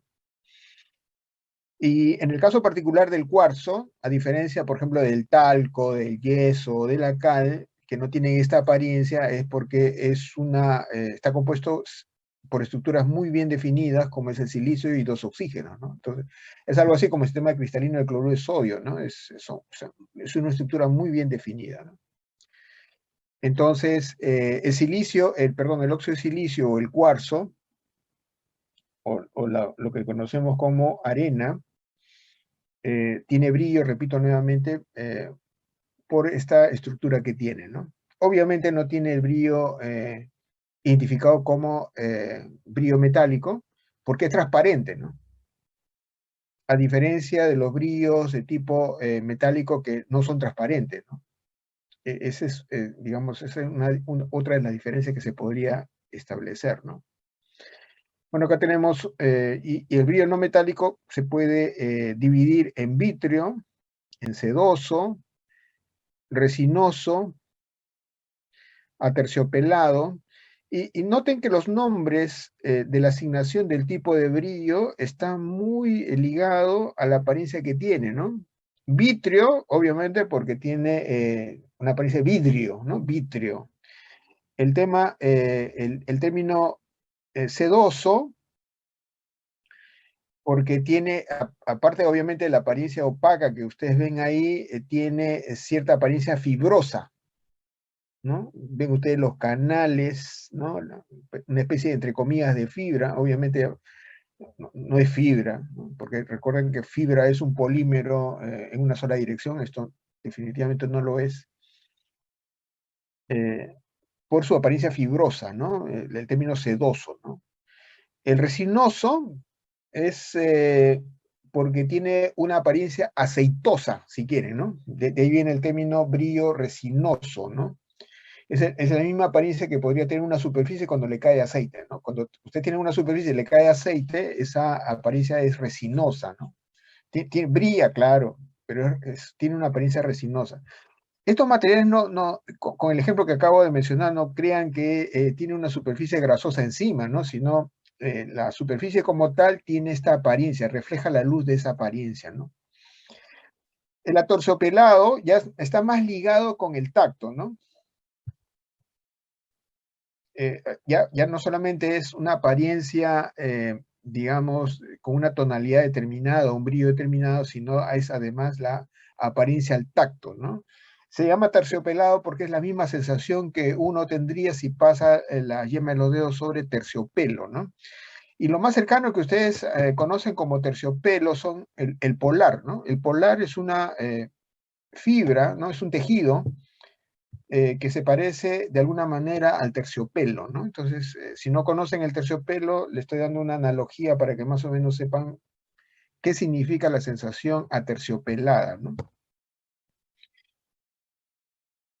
Seguimos, tenemos el otro brillo mate, ¿no? Como ya le dije, ¿no?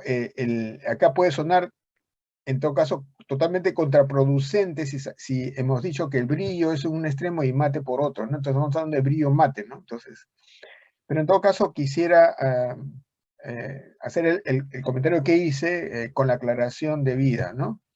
Entendiéndose como mate en una superficie que no brilla, pues, ¿no? Pero es una característica de un mineral no metálico. Terroso, me imagino que también el mismo nombre les puede dar una idea de cuál es la característica de un material calificado de esta manera, ¿no? Y pasemos al tema de otra característica en relación a brillo, que es el tema de la luminiscencia. Recuerden que hemos dado aquí algunos aspectos y comentarios en relación al brillo metálico y no metálico, y la luminiscencia vendría a ser un aspecto relacionado también con el tema de brillo, ¿no? Que es una propiedad que está involucrada dentro de lo que es el brillo, ¿no? Así que vamos a comentar eso. A ver, señorita Velázquez. Sí, profesor, tenía una consulta. ¿Estaría bien decir entonces que el brillo metálico sería propio para los minerales opacos? Y también si se puede tomar en cuenta su índice de refracción, por ejemplo, que sea menor a 3 o por ahí. A ver, no sé si habré entendido su pregunta inicial. Me dice que el brillo se puede asociar a materiales, como dijo usted, a materiales metálicos opacos, algo así. Sí, ¿Podría sí, le repetir su preguntaba primera si pregunta? ya bueno, que si el brillo, estaría bien decir que si el brillo metálico sería propio de minerales opacos, que tengan tal vez un índice de refracción menor a 3. No, es que al decir opacos ya está eliminando la posibilidad de que brille, pues, ¿no? O sea, no es coherente lo que dice, ¿no? O lo que propone, ¿no? No es coherente, ¿no? No, se habla además que los minerales metálicos tienen brillo, no son opacos. Ahora, de repente su propuesta se debe a lo siguiente. Recuerden que para poder evidenciar una superficie brillosa hay que manejar la superficie, o sea, hay que lijar la superficie, hay que pulir la superficie. O sea, generalmente de por sí son muy limitados los minerales que de por sí tienen brillo en forma natural, ¿no? La pirita, por ejemplo, es un material que por su propia naturaleza es brillosa, ¿no? Así lo encontramos en la naturaleza. Pero si usted quiere encontrar el brillo de un material que contiene alto contenido metálico, de repente lo encuentra opaco, y eso no significa que sea opaco, sino le falta el tratamiento superficial para que se evidencie el brillo. Porque recuerden que el brillo es producto de la homogeneidad de una superficie, ¿no? Y a pesar de que le ha hecho tratamiento superficial a la superficie y no logra el brillo esperado, entonces obviamente estamos hablando de un material no metálico. Recuerden que estos métodos que estamos describiendo son métodos muy limitados, muy restrictivos. Aquí no entramos en temas de cuantificar, que eso lo vamos a ver en el tema instrumental. Por lo tanto, como ustedes pueden notar, y en relación a las limitaciones que estamos indicando, hay muchas restricciones. Entonces, y por lo tanto, y restricciones no solamente en el método mismo, sino para identificación confiable del material al final, ¿no? Por eso es que esto debemos complementarlo, repito nuevamente, con lo que vamos a ver posteriormente, ¿no? Bueno, la luminiscencia, acá he puesto información adicional y espero que lo puedan leer. Yo lo único que voy a mencionar sobre la luminiscencia, según la propia definición, es la emisión de luz de un material que no proviene de una fuente de calor. Por eso le llaman luz fría en algunos casos. La luminiscencia, ¿qué es? Luz fría. ¿Y por qué lo dicen de esa manera? Porque es normal que una superficie caliente emita luz. Recuerden ustedes que el calentamiento de un material está relacionado, o perdón, el brillo de un material calentado está relacionado básicamente con el movimiento de los electrones, ¿no? Los electrones energizados se van a ir a otros niveles superiores y esto indica necesariamente una emisión de energía y esto generalmente está asociado a luz. Por eso es que se dice, ¿no? La luminiscencia es un fenómeno de luz que no tiene como fuente el calor. O sea, acá debemos descartar cualquier tipo de producto de luz producida por un material caliente. No, aquí la luminiscencia no es eso. La luminiscencia es un fenómeno que se produce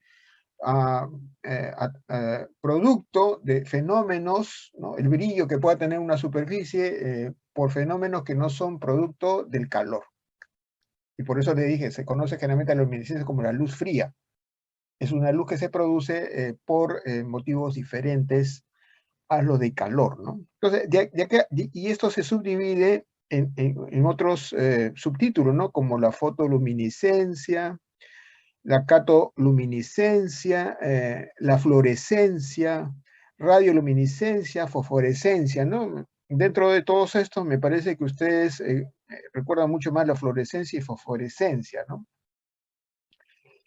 Pero de todas maneras existen otros, digamos, términos que se utilizan en relación a la luminiscencia, ¿no? Acá, por ejemplo, habla sobre que si se incide una luz ultravioleta o luz visible sobre una superficie y esta emite un color, entonces estamos hablando de fotoluminiscencia. En el caso de la fluorescencia, fíjense que en ambos casos, como en el caso de la fotoluminiscencia, en este caso la luz ultravioleta incide y produce un color, un brillo, ¿no? Ahora, se llamará fluorescencia siempre y cuando la permanencia del fenómeno dura esa fracción de tiempo que aparece ahí, ¿no? Y acá la fosforescencia es lo mismo, pero el tiempo de permanencia del fenómeno es diferente. Muchas veces confundimos o utilizamos como sinónimo fluorescencia y fosforescencia, ¿no? Pero al margen de esas definiciones, estos están enclavados en lo que se conoce como luminiscencia, ¿no? Es el brillo, es la emisión de luz de una superficie sin necesidad de la presencia de calor, ¿no? Que es lo normal que hay pues en los letreros que hay en las carreteras, ¿no? Cuando un vehículo pasa, ¿no? Hay una emisión de luz, ¿no? En relación a la superficie cuando la luz del automóvil cae sobre la superficie y ésta se refleja, ¿no? ¿Hay algunos materiales que tienen esa propiedad? Sí, ¿no? Acá ustedes ven un ejemplo en relación a el fenómeno que estamos mencionando. El brillo que tiene posteriormente el material, una vez que se incide, en este caso es luz ultravioleta, sobre el material, al apagarse la fuente, hay un color que se manifiesta, ¿no? Una luz, por eso se llama esto luz fría, ¿no? Porque es una luz que no necesariamente está producida por calor, ¿no? A ver. Un segundo, lo que pasa es que, a ver, señorita Arhuata. Sí, profesor, buenas tardes. Mi pregunta sería es cómo el mineral adquiere esa característica de luminiscencia. Hubo un siseo en medio de su pregunta. ¿Podría repetir, por favor? Sí, mi pregunta es en cómo el material adquiere esa característica para ser luminiscente. Muy buena pregunta. A ver, mucho depende de la naturaleza del material. Y por eso es que existen pinturas fosforescentes, por ejemplo, ¿no? Porque la pintura de por sí tiene algún tipo de material que tiene esta propiedad. Como ya mencioné, generalmente la luz que emite una superficie está asociado generalmente, cuando el material emite, ojo, no estoy hablando de que es el reflejo, no, cuando una superficie emite, es producto de que el material está eliminando energía, ¿no? En principio debemos entender eso, ¿no? Si vemos que un material, cualquiera que sea, comienza a emitir luz, ¿no? De cualquiera de las formas, debemos entender que ese material está soltando energía. Y esa energía obviamente está, digamos, asociada, como ya mencioné hace un rato, al cambio de los electrones de un orbital a un orbital superior, ¿no? Y para que eso suceda, no es espontáneo, porque para que eso suceda, una energía lumínica tiene que incidir sobre el material, producirse el fenómeno, y este a su vez se manifiesta a través de una luz que refleja, ¿no? ¿De qué va a depender? De elementos que tengan esta propiedad, ¿no? Que al incidir una luz con una longitud determinada, como puede ser la luz ultravioleta o rayos X, puedan emitir digamos, o se produzca este fenómeno, ¿no? De un movimiento de sus electrones a niveles diferentes, ¿no? Así que de eso depende, ¿no? Básicamente de la naturaleza, de los átomos que forman el material que produce este fenómeno, ¿no? Bien, hemos sido 22, ahorita somos 21, no sé quién habrá salido, pero creo que si la persona que salió sabe, ha leído las diapositivas que compartimos y lo que mencioné al inicio de la sesión la semana pasada, sabrá cómo ingresar nuevamente y hacer las explicaciones del caso, ¿no? Si no sucede eso, obviamente estará sujeto a su eliminación dentro del laboratorio. Parece que es la misma persona que hizo la pregunta, pero bueno. El señor Mendoza. Sí, ingeniero, solamente quería decirle que sí, mi compañera Larguata la que tuvo el problema. Y aparte, ingeniero, usted en la parte de densidad hizo un comentario de que las probetas solamente eran de plástico y me quedé con esa duda de que por qué tenían que ser de plástico y no de otro material. A ver, si hablamos, obviamente los materiales alternativos es vidrio plástico, no hay otro material, ¿no? Si es de vidrio, señor Mendoza, se puede dar cuenta que no puede estar sujeto pues, a levantar los 20 centímetros y soltarlo sobre una superficie, ¿no? Si fuese vidrio, señor Mendoza, no creo que sea el material más adecuado, por eso tiene que ser de plástico, ¿no? Ingeniero, mi compañera Larguata ya está en la sala de espera, me dice. No, a ver, quiero que quede claro que cada uno se ve y se defiende tal cual, o sea, no hay necesidad, porque todo el mundo sabe las reglas, ¿no? Entonces, de todas maneras, gracias por su solidaridad con su compañera, pero cada uno es el que debe responder a su propia situación, ¿no? Así que yo les rogaría eso porque aquí, repito nuevamente, es admirable en todo caso la solidaridad, pero aquí no es válido, ¿no? Seguimos. Bueno, características especiales, esto ya es una característica física muy particular, el tema del magnetismo, ¿no? Esa capacidad para poder atraer básicamente otros materiales de tipo metálico, ¿no? Y por último, como les había creo mencionado, la propiedad, una propiedad química que es la reacción al ácido, y generalmente esto es una propiedad que está asociada generalmente a la presencia de carbonatos, ¿no? Cuando un material tiene carbonatos, reacciona al ácido, pues, ¿no? O sea, en otras palabras, la reacción al ácido generalmente es una identificación que dentro de la composición del material hay carbonato. Así que es muy limitado y no muy, digamos, y no muy confiable en todo caso porque es muy limitado su uso, ¿no? Pero de todas maneras lo presento dentro de las propiedades que se podrían... Esta propiedad es una propiedad química, no es una propiedad física, por eso también hago la aclaración, ¿no? El uso del sabor no necesariamente es una forma de, digamos, de identificación, por obvias razones, por seguridad, por asuntos propios de salud, ¿no? Pero de todas maneras es interesante que, digamos, se podría hacer siempre y cuando haya una preidentificación del material, pues, ¿no? Nosotros como químicos generalmente siempre decimos lo siguiente, ¿no? Debemos ser curiosos en términos de utilizar nuestras herramientas organolépticas, pero con mucho cuidado, ¿no?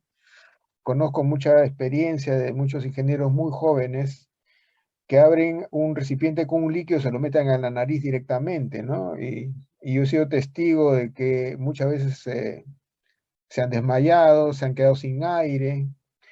Y recuerdo mucho el caso de una empresa donde yo trabajaba, se almacenaba amoníaco en envases muy parecidos a bidones de agua, ¿no? Y hubo un ingeniero que quiso, ¿no? saber el estado del agua y le metió la nariz, ¿no? Y quedó privado, ¿no? Generalmente el amoníaco lo que hace es desplaza todo el oxígeno de los pulmones, ¿no? Y es como si hubiera recibido una patada en el estómago, ¿no? Le quitó todo el aire, ¿no? Pero bueno, de todas maneras lo presento como método, ¿no? A ver, seguimos. Y esta es la última parte, ¿no? Ya. A ver, esta diapositiva es el preámbulo de lo que vamos a ver ahora, ¿no? ¿Cuál es el preámbulo que vamos a ver ahora? Es el método instrumental para la caracterización de un mineral. Pero, por favor, espero que quede claro, o sea, yo lo que quiero es que ustedes estén muy atentos a la terminología que uso, que digo, porque hay muchas cosas, señores, que no está escrito, como lo que voy a mencionar y lo que mencioné hace un rato sobre las restricciones del método, etcétera. Y por eso tienen que tener un papel y un lapicero para que ustedes apunten, ¿no? Entonces, el objetivo de un análisis mineralógica, como aparece ahí, que es básicamente la caracterización de un material minero, no tiene necesariamente el objetivo de identificación. O sea, la identificación es, digamos, cae por su propio peso cuando se utilizan estos métodos. Tiene otros usos la caracterización mineralógica. Y les voy a decir algunos para que, y eso lo van a ver en el video que voy a compartir ahora.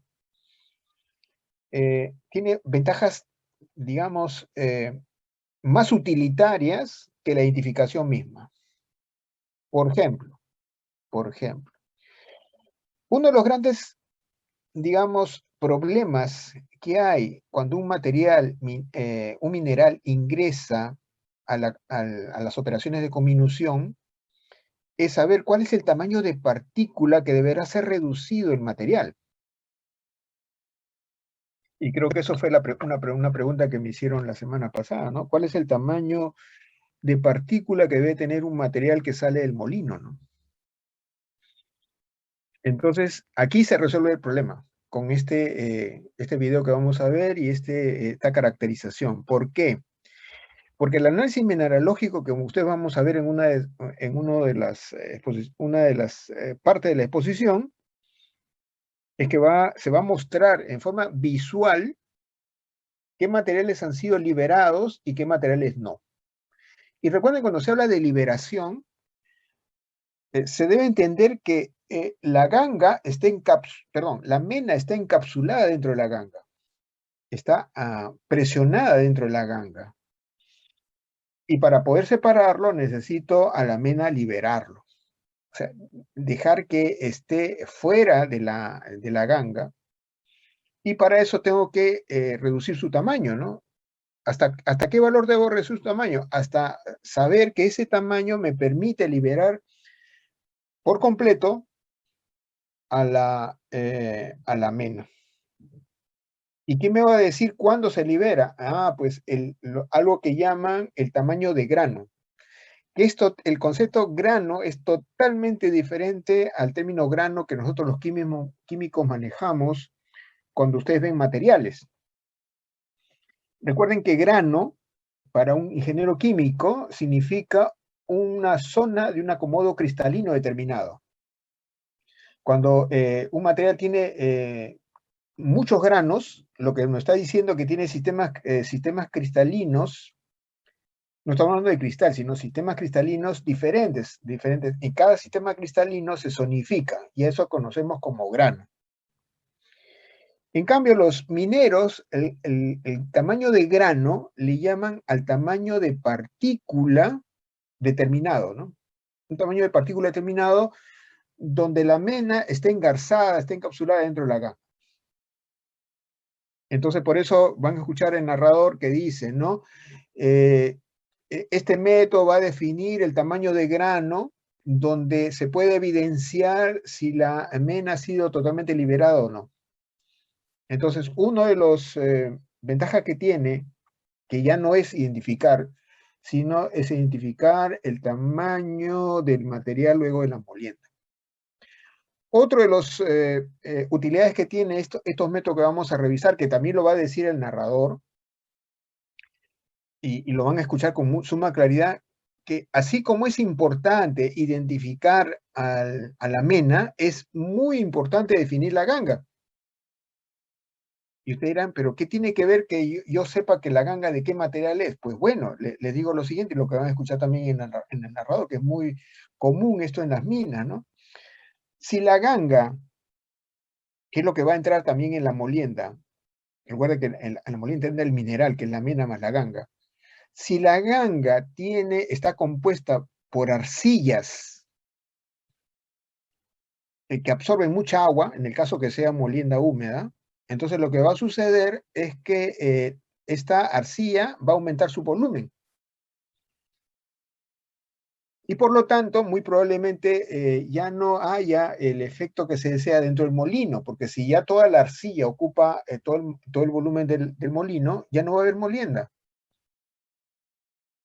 Y por lo tanto deberá saberse qué tipo de ganga es la que está acompañando al mineral para poder cargar con un valor apropiado al molino, de tal manera que cuando se hinche la arcilla, esta arcilla no ocupe todo el volumen del molino y la molienda pueda proceder, ¿no? Entonces le estoy dando algunos detalles en relación a las utilidades, digamos, que acompañarían a la identificación de material, ¿no? La identificación de material, como ya dije hace un rato, cuando se usan métodos instrumentales, es el menor problema, ¿no? Si no se busca con estos métodos otro tipo de información que va a servir para el procesamiento del mineral, ¿no? Bien, entonces esto me va a permitir lo siguiente. A ver, esto es una diapositiva, esta es una diapositiva que hice captura de pantalla de la exposición que vamos a ver dentro de este momento, pero me va a permitir una cosa.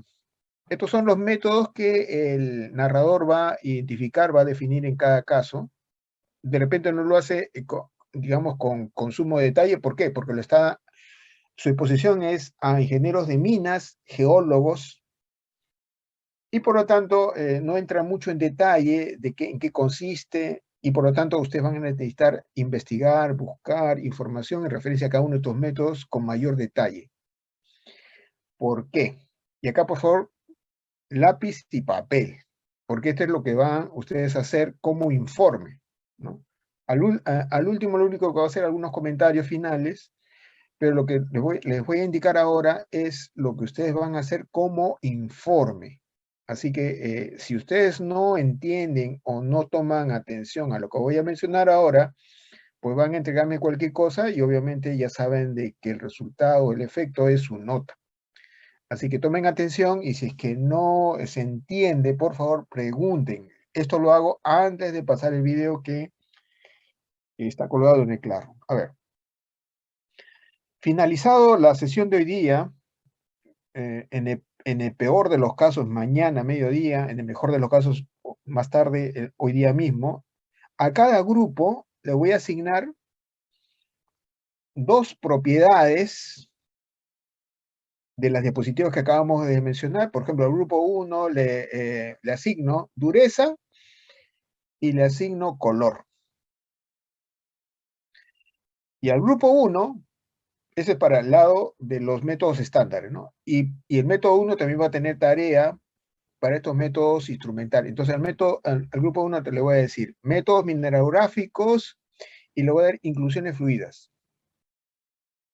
Entonces, el informe de ese grupo va a tratar de, en principio, lo siguiente. Elegir, y acá va otro pequeño detalle, ¿no? Yo le voy a asignar, para que no quede en el aire, mejor así, le voy a asignar a cada grupo qué tipo de mineral va a trabajarlo en relación a las 2 propiedades que le asigné. Por ejemplo, y si esto no necesariamente va a ser así, ¿no? Ahorita estoy hablando en borrador. Por ejemplo, al grupo 1 le voy a asignar cobalita, le voy a asignar galena y le voy a asignar hematita. Y como recuerden, le di 2 propiedades, ¿no? Le di dureza y le dije brillo. Entonces, el grupo, en relación a estos 3 materiales que acabo de mencionar, ¿qué es lo que debe hallarme? Las propiedades de dureza y brillo de los 3 minerales que acabo de mencionar. Obviamente no solamente valores, sino tiene que comentar, tiene que indicar, etcétera, etcétera, ¿no? Y obviamente eso es un marco teórico. Y en el tema de caracterización por instrumentación, me tiene que detallar cómo se utiliza, para qué sirve, cuáles son sus implicancias, sus limitaciones de los métodos que le asigné en este caso, ¿no? Mineralográficos e inclusiones fluidas. Repito nuevamente, si es que no se ha entendido. Más tarde, a vuelta de correo, a cada grupo le voy a asignar 2 métodos estándares, ¿no? Así como mencioné hace un rato, dureza y brillo, ¿no? Van a trabajar sobre qué elementos. También les voy a asignar qué minerales van a ser sometidos a estas 2 pruebas, ¿no? Ya les dije los nombres. Y luego también les voy a asignar 2 métodos instrumentales, ¿no? Que acabo de mencionar. Y en el primer caso, el grupo tiene que buscar información en referencia a estas 2 propiedades sobre los materiales que les he asignado, que no solamente es encontrar el valor por obvias razones, sino es establecer con mayor detalle qué cosa es brillo, qué cosa es dureza, cómo se mide, qué alternativas existen, etcétera, etcétera. Y obviamente finalizarían estableciendo los valores que se le asignan para estas 2 propiedades a estos materiales que acabamos de comentarles. Y en el tema de caracterización mineralógica instrumental, el desarrollo completo, no solamente de lo que se va a compartir ahora en el video, sino mucho más, para que ustedes no solamente salgan de ese calificativo de los alumnos de la era de la separata tienen que buscar información, tienen que googlear sobre los dos métodos que acabamos de comentar. El contenido, la calificación, la valoración de su trabajo va a depender de la intensidad de lo que ustedes vayan a desarrollar. Todo enmarcado en el formato que ya he compartido y hemos comentado casi una hora en la sesión anterior. Preguntas en relación a la asignación del tema del laboratorio. Preguntas.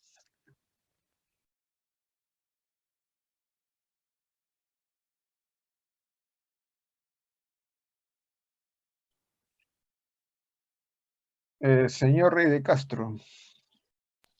Sí, profesor, buenas tardes. Entonces, para el caso de, de los métodos clásicos y de las propiedades, sería básicamente elaborar, bueno, otra vez básicamente todo el fundamento para las propiedades mencionadas y recién ahí como que finalizar mostrando los valores de la propiedad para los minerales asignados. A ver, el señor Rey de Castro, yo he dado digamos, el objetivo de lo que tienen que alcanzar. ¿Cómo lo hagan? Eso es asunto del grupo. O sea, yo no le voy a decir, señores, fíjense, ustedes tienen que escribir esto primero, esto segundo, esto tercero, y finaliza con esto. No, yo he dado el objetivo general. Entonces, cada grupo, como siempre se dice, ¿no? Cada uno debe saber matar su pulga, ¿no? Entonces, cada grupo se organizará de tal manera de cumplir ese objetivo. ¿Cómo lo organicen? Eso es parte de la valoración de su calificación, ¿no? ¿Otra pregunta?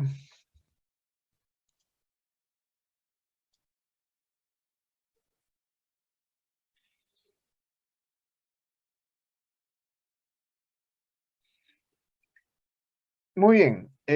Quiero hacer también el comentario previo a lo que vamos a ver ahora. Es un video aproximadamente de 45 minutos que no vamos a verlo por completo. ¿Por qué no? Porque hay mucha información que él comparte. Recuerden que el auditorio, él mismo lo va a decir, ¿no? Acá tenemos ingenieros geólogos, tenemos mineros y metalurgistas también están metidos ahí. Entonces, por lo tanto, algo de la información que va a compartir en su presentación está dirigido para esos especialistas. Por ejemplo, nosotros no nos interesa temas geológicos, ¿no? A pesar de que pueden sonar interesantes, que de todas maneras yo les invito a verlo por completo, ¿no? Dirán ustedes, profesor, 45 minutos. Sí, pues, 45 minutos, señores, es parte de su compromiso académico por los créditos que están llevando sobre el curso, ¿no? Así que, bueno, además, yo no sabré si lo hacen o no, pero simplemente lo que hago es incentivarlos para que lo hagan, y si no lo hacen, pues obviamente es decisión suya, pues, ¿no? Lo que voy a hacer es correr el video en algunas áreas donde yo crea conveniente que en todo caso lo pueden ver ustedes solos y que no va directamente dirigido hacia, digamos, los temas que vamos a desarrollar.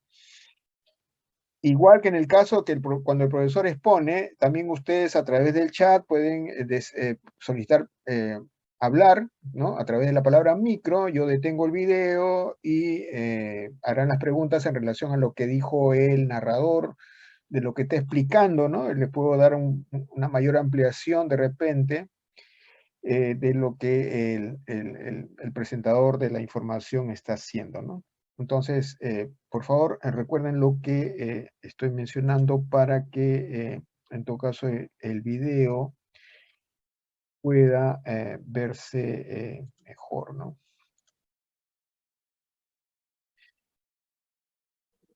Bien, voy a compartir en este momento. Segundo, por favor.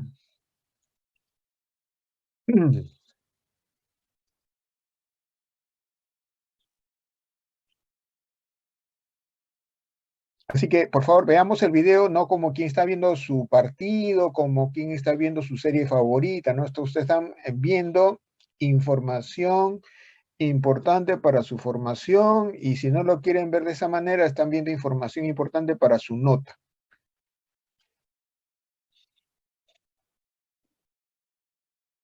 Con mucho gusto lo hago. Bueno, el tema de hoy es lo que es caracterización mineralógica, o sea, mineralogía aplicada prácticamente a procesos metalúrgicos. Ustedes acá tienen muchos geólogos de exploraciones. Bueno, ¿qué es lo que busca el geólogo en el campo? Minerales. ¿Qué es lo que hace el ingeniero de minas? Extraer esos minerales. ¿Qué es lo que hace el metalurgista? Procesar esos minerales. Entonces todo gira en función al mineral. Mientras mejor conozcamos los minerales, más provecho podemos sacar de ellos. Pero, ¿qué es una caracterización mineralógica? Es una etapa fundamental para el aprovechamiento de forma optimizada de un recurso mineral. De esta manera, el profesional dispone de toda la información necesaria para poder sacarle todo el provecho necesario o lograr sus objetivos. La mineralogía no es estática, va cambiando. Y va cambiando tanto de forma lateral como, digamos, a lo largo y también en profundidad. Ya, cuando digo que la mineralogía cambia, me refiero más que nada a la parte de textural. Siguen siendo los mismos elementos principales, sean cobre, plomo, zinc, lo que se esté trabajando, pero lo que va a cambiar es la textura entre ellos, la asociación entre ellos, los tamaños dentro de los minerales, y eso es lo que causa problemas si es que no está atento el metalurgista a estos cambios y está adaptando la planta a estos cambios. Pregunta, señores. Acaban de escuchar una terminología muy importante para que más o menos tengan una visión de lo que es un yacimiento. ¿Alguna pregunta, señores, en relación a lo que acaban de escuchar?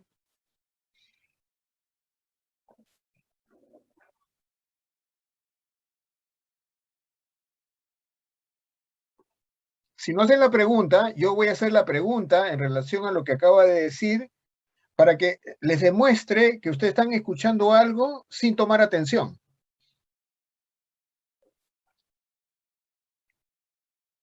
A ver, acá hay un voluntario, señor Esquivel. Profesor, ¿a qué se refiere el expositor cuando dice texturas del cobre que van cambiando en el tiempo? No, por eso tiene que tener su lapicero y su papel a mano. Dijo la mineralogía sufre cambios. La textura forma parte de ese cambio de la mineralogía. Y lo que ustedes deben haberme hecho la pregunta es la siguiente. ¿Por qué el narrador dice que la mineralogía cambia en forma lateral y en forma profunda? Y además hizo algunos comentarios adicionales indicando que eso implica cambio de textura, no necesariamente el propio mineral porque sigue siendo el mismo, pero sí la composición. Entonces, profesor, ¿qué significa eso? Bueno, señores, lo que indica el narrador es lo siguiente, que es muy usual en yacimientos a tajo abierto, inclusive en socavón. Cuando se halla un yacimiento, por ejemplo, y este yacimiento está definido que está alrededor de, voy a lanzar una cifra de repente, 1 kilómetro por 1 kilómetro cuadrado, esa es la zona del yacimiento, se comienza a extraer el mineral en un lugar determinado, pero la pregunta es, ¿hacia dónde me voy para extraer? ¿Hacia el fondo o hacia el costado del lugar donde inicialmente comencé? Y a eso se refiere el cambio mineralógico lateral y en profundidad. Entonces, es muy importante que cuando se explota un yacimiento, hacer un reconocimiento, para decirlo de alguna manera, un mapeo de todo el yacimiento, para saber si la composición del mineral es igual en todos los lugares, tanto en las partes laterales como en la profundidad. ¿Eso es importante? Claro, pues, porque recuerden que una planta está diseñada para ciertas características de la materia prima, y ciertas características y cierta cantidad de materia prima que va a llegar. Si la materia prima desborda el diseño que se ha hecho la planta, obviamente la planta va a trabajar mal. Y por lo tanto hay que saber las condiciones, hay que saber las características de la materia prima que está llegando para que el trabajo en la planta, en este caso en la zona de conminución, no tenga ningún problema. Un ejemplo. Ustedes comienzan en una zona haciendo la extracción donde la ley es 10%. Y su planta está diseñada para 10%. Eso significa que el mineral lo sacan, lo llevan a la conminución, sigue las etapas de chancado, molienda, y luego pues obviamente hacen la separación, que todo está ligado al 10%. Pero ¿qué pasa si ustedes se mueven por asuntos propios del yacimiento, ya terminaron de extraer el material en un punto determinado, se mueven hacia la izquierda y descubren que la ley ya no es 10%, sino es 2%? Si ese material lo envían a la planta a trabajar, van a perder hasta la camiseta, porque ahora hay menos cantidad de la que para la cual está diseñada la planta. Entonces, ¿qué deben hacer? Buscar zonas o conocer qué zonas de la zona de explotación donde yo pueda mezclar diferentes zonas, diferentes lugares para llegar a un punto aproximado para la cual está diseñada la planta. Entonces, por eso dice, es importante el reconocimiento lateral y en profundidad de la mineralogía del yacimiento. Por eso es que deben ustedes escuchar, señores, con suma atención. Esto no es el partido de partido de fútbol, esto no es una novela, esto no es el noticiero. Por eso está el chat. Por favor, profesor, no he entendido. Por favor, puede retrasar un minuto el video. Yo lo hago, señores. O sea, la intención, señores, es que esto sea fructífero. ¿Pueden escucharlo solo? Claro que pueden escucharlo solo, pero probablemente no tengan la ayuda del profesor para ampliar un poco lo que vayan a ustedes ver ahora, ¿no? Así que lo único que les solicito, señores, es atención únicamente, porque si fuese menos trabajo para el profesor no hubiera en ningún momento interrumpido el video, ¿no?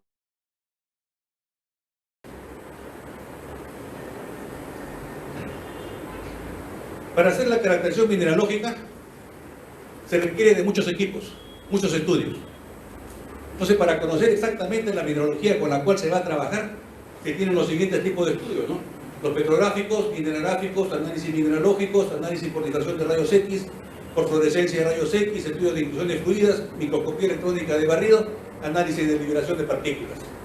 Todos estos procesos o todos estos tipos de estudios contribuyen a un mejor conocimiento de la mineralogía y por lo tanto el metalurgista puede disponer de mejores herramientas para poder lograr sus objetivos de una máxima recuperación.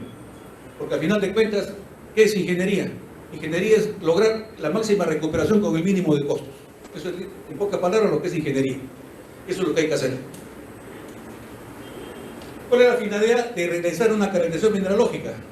Que tiene la parte que es apoyo a geología, como es establecer qué tipo de minerales y rocas se encuentran presentes en el depósito, determinar el tamaño de grano aproximado de los minerales más importantes, encontrar la relación entre los minerales para completar la información necesaria para la planta metalúrgica, relacionar minerales con la alteración, ¿no? Obtener el tipo de mineralogía presente o suponer qué tipo de mineralogía puede presentarse en profundidad conforme va variando la mineralogía, ¿no? Determinar a qué profundidad se encuentra el yacimiento y así poder definir cuánto nos puede quedar todavía de reservas, determinar la dirección de fluidos mineralizantes, ¿no? Y la temperatura a la cual se formaron, y muchas informaciones más que se van a lograr en base a los estudios mineralógicos. Ahora, dentro de estos estudios, como les mencioné, uno de ellos es el estudio mineralógico. Con el estudio mineralógico lo que se va a determinar son los minerales metálicos, ¿ya? Se va a determinar el tamaño de granos, asociaciones mineralógicas, o sea, relación entre los minerales, los tipos de alteraciones y reemplazamientos presentes, qué tipo de texturas existen, secuencias paragenéticas o formación de los minerales. Esto se acompaña con fotos y se puede obtener también zonamientos de mineralización. Esto es importante porque las alteraciones, como ustedes saben, son unos minerales secundarios que se presentan mayormente dentro de los minerales metálicos y que pueden traer problemas en la recuperación. Uno de ellos puede ser que, por ejemplo, se formen óxidos. Estos óxidos van a cubrir los minerales, los sulfuros, y van a impedir su recuperación. Entonces, todo ese tipo de información tiene que darse al metalurgista para que él sepa cómo lograr una mejor recuperación de su mineralogía. Estos son algunos ejemplos de fotografías donde podemos ver los cobres grises, los subosantes de plata, ¿no? De plomo, ¿no? Dentro de una galena. Ese tipo de textura no trae ningún problema porque fácilmente se puede romper y sacar, obtener la recuperación de los minerales con una buena molienda. Más bien, en la foto acá de la derecha tenemos lo que es esfalerita con exolución de calcopirita en granos muy finos. Esto no se puede liberar. La concentración de esfalerita aquí siempre va a tener contaminación de cobre, porque estos granos son muy pequeños y no se pueden, tendrían que molerse prácticamente y volverlo polvo, ¿no?